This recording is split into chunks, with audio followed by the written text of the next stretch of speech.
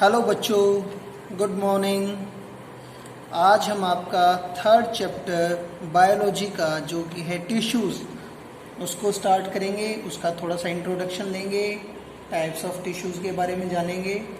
Okay, तो division of labour जो हम पिछले चैप्टर में जो कि आपका सेल के ऊपर है उसमें पढ़ चुके हैं। क्या पढ़ चुके हैं? Most of the cells are specialised to carry out only a few functions efficiently. ज़्यादातर जो सेल हैं वो किसी एक फंक्शन को ही कंप्लीट करने में, फुलफिल करने में एफिशिएंट होती हैं। These functions are taken up by different groups of cells. ये फंक्शन अलग अलग ग्रुप्स के द्वारा किया जाता है। दस we can say that there is a division of labor in the multicellular organism।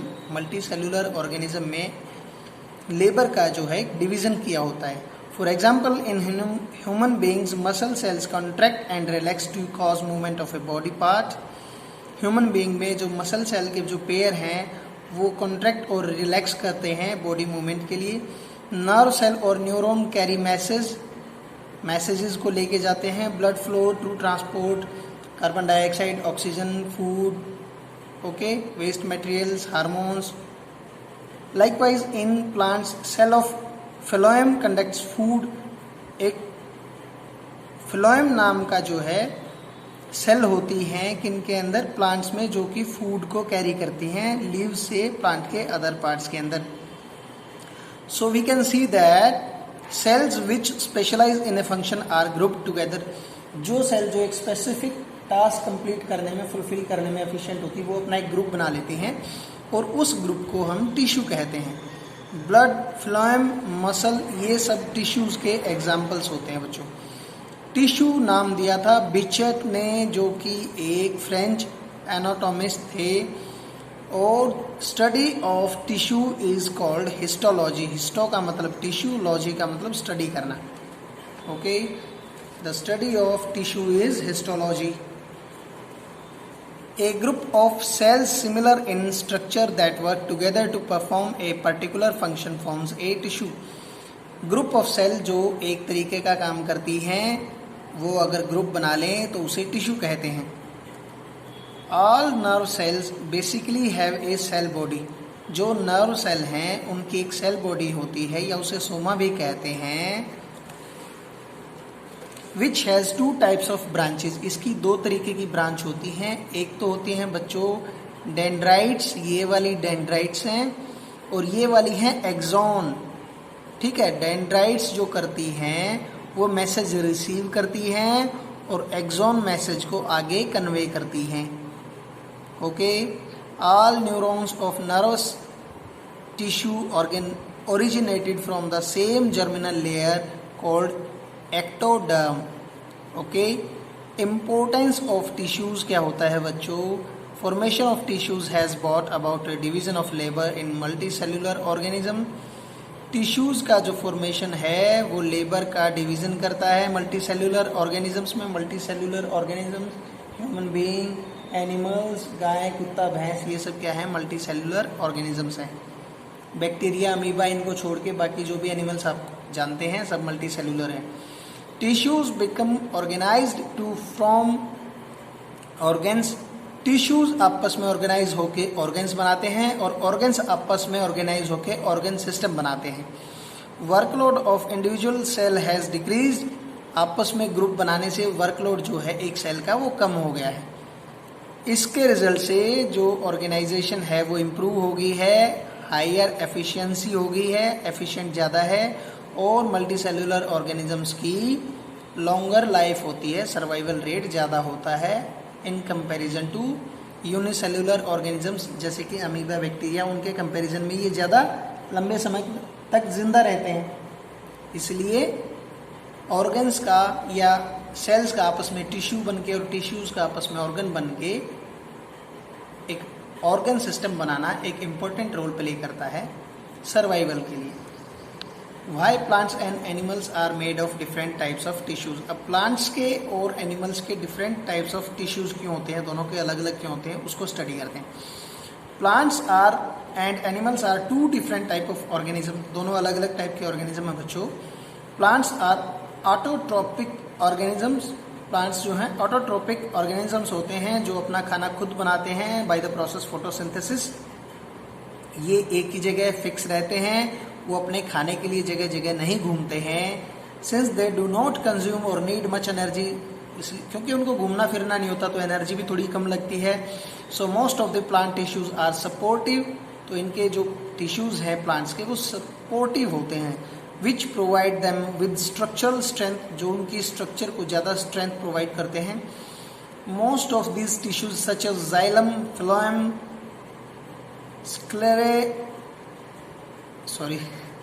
स्क्लेरेंचाइमा and cork are dead tissues. ये जाइलम, फिलोएम ये जो हैं ये डेड टिश्यूज होते हैं। They do not contain living protoplasm, ठीक है, इनके अंदर लिविंग प्रोटोप्लाज्म नहीं होता है। On the other hand animals on the other hand are हेटेरियोट्रोपिक organisms. ये तो थे बच्चों ऑटोट्रोपिक और ये हैं हेटेरियोट्रोपिक ऑर्गेनिजम्स, ये दूसरों पे डिपेंड करते हैं।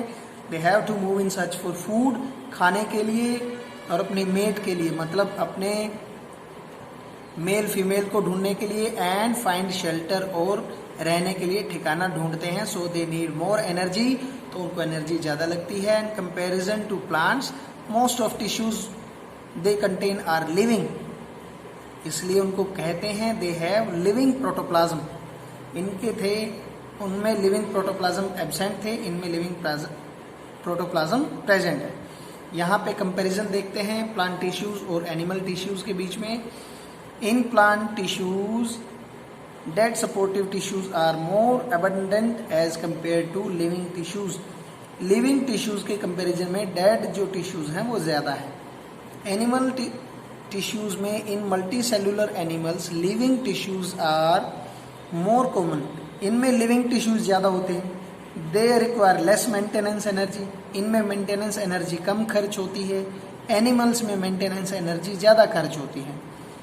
There is a differentiation of meristematic and permanent tissue. इनमें बच्चों दो तरीके के टिश्यूज होते हैं, एक होते हैं मेरिस्मेटिक और एक होते हैं परमानेंट। मेरिस्मेटिक का वर्क फंक्शन हम आगे पढ़ेंगे। ये क्या करते हैं, ये आपस में डिवाइड होते रहते हैं और पौधे की ग्रोथ में हेल्प करते हैं, नए टिश्यूज बनाते रहते हैं।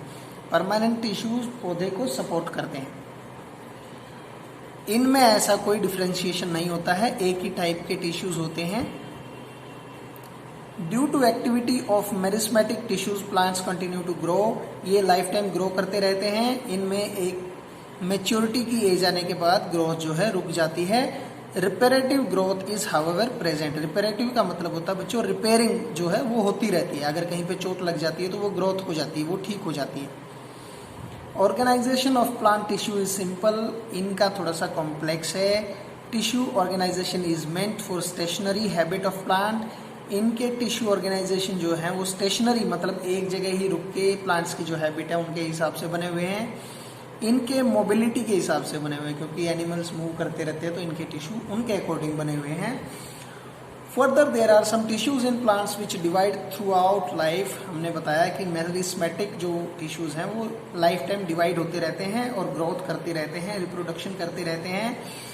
Such ever dividing tissues are localized in certain regions of the plant body. ये प्लांट बॉडी के सर्टेन रीजन्स में होते हैं। So based on the dividing capacity of these tissues, various plant tissues can be classified as merismatic and permanent. तो इस base पे इनको meristematic और परमानेंट टिश्यूज में डिवाइड कर सकते हैं।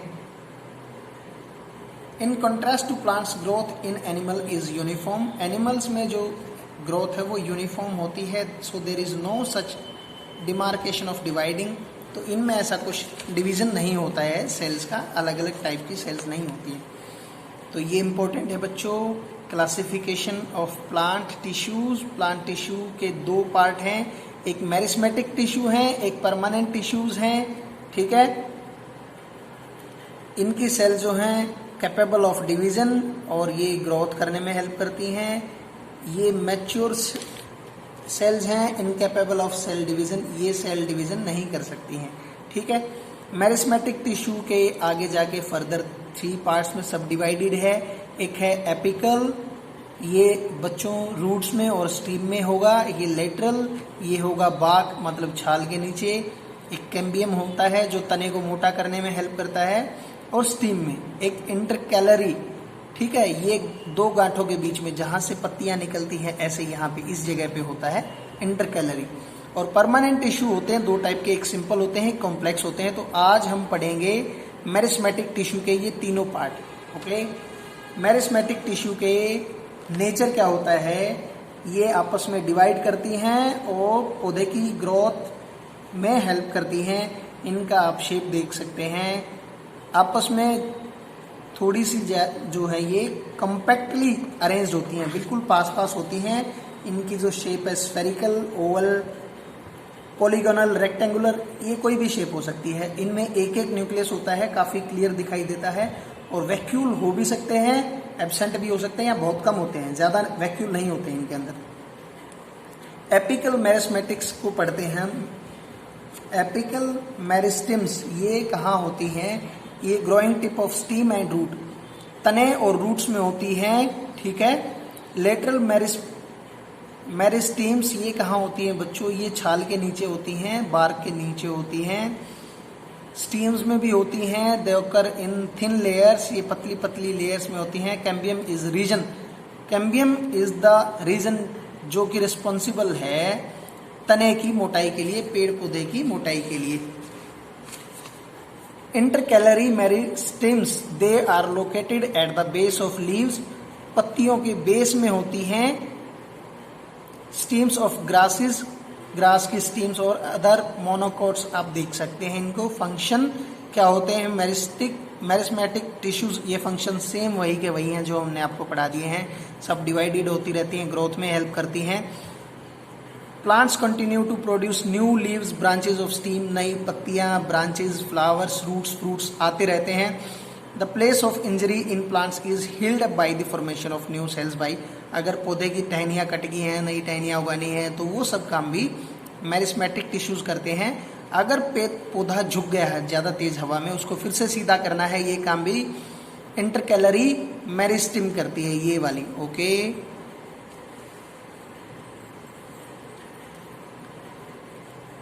Different type of meristems have the following function, ये हम पढ़ चुके हैं, एक बार फिर से आप इसको रीड करें। एक्टिविटी है, एक्टिविटी में दिया है कि 2 ऑनियन को आपने रखना है, पानी के भरे हुए गिलासेस के ऊपर रखना है, और 3-4 दिन तक आपने ऑब्जर्व करना है। जब उनकी रूट्स निकलने शुरू हो जाएं तो एक को उठा के उसकी रूट्स कट कर दीजिए और फिर से गिलास में रख दीजिए, और उसके 2-4 दिन के बाद आप ऑब्जर्व करेंगे कि जो जिसकी रूट्स काट दी थी वो ग्रो नहीं कर रहा है, जिसकी रूट्स अभी भी ऐसे ही प्रेजेंट है वो रूट्स बढ़ती जा रही हैं, और ऊपर से भी उसने बढ़ना शुरू कर दिया, उसकी स्टीम निकलनी शुरू हो गई है। ठीक है, तो आज के लिए बच्चों इतना ही। आप इसके नोट्स बनाइए, पढ़ाई करते रहिए बच्चों। Bye bye.